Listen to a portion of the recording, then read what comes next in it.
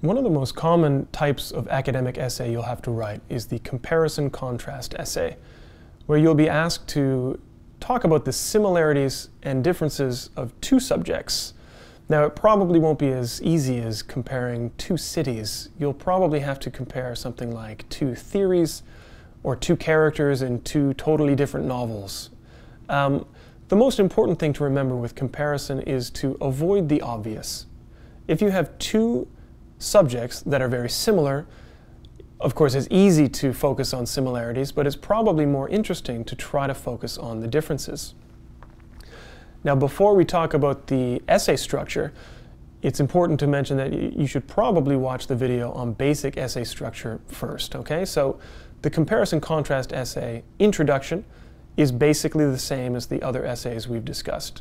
The hook will engage the reader and introduce both subjects, which is very important. The background will give any essential information that the reader needs to understand the main point of the essay.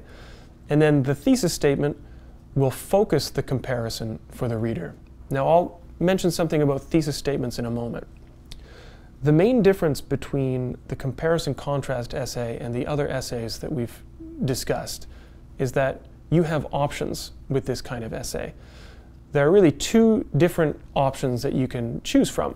The first one is what we call the block method, which means you have two body paragraphs that are organized in this fashion. You can have a similarities differences essay, which means you have one paragraph that is entirely focused on the similarities between these two subjects, and one paragraph that is entirely focused on the differences between the two subjects, making sure that each paragraph has a clear topic sentence.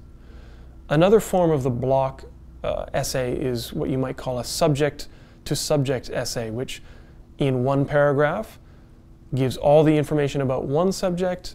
In the next paragraph, it focuses entirely on subject B. Okay, so that's one option. The second option, and in my opinion the slightly more interesting of the two, is what we call the point-by-point comparison contrast essay, where instead of focusing only on similarities and differences, you choose two or more points of comparison. Now, if, for example, you were comparing two restaurants, certain points that you could use to compare them would be atmosphere, menu, service, and so on. So in the point-by-point body, each paragraph focuses on one point, either with the similarities or the differences.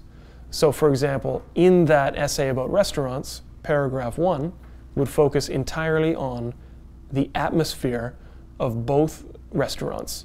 Paragraph 2 could focus entirely on the service at both of those restaurants and how they are similar or different.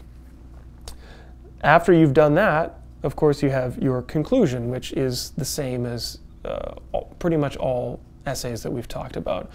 You want to summarize your main points, and you want to end with a final statement to leave the reader with a lasting impression, perhaps a final opinion.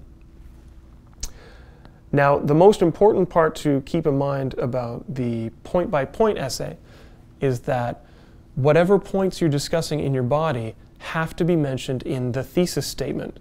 Now, with the block method, the thesis statement could be slightly more general, but if I were to write an essay about the restaurants and my points were atmosphere and service, I have to make sure to include the words atmosphere and service in my thesis statement. So that's basic comparison contrast essay structure. If you want to practice comparison contrast, follow the link at the end of this video.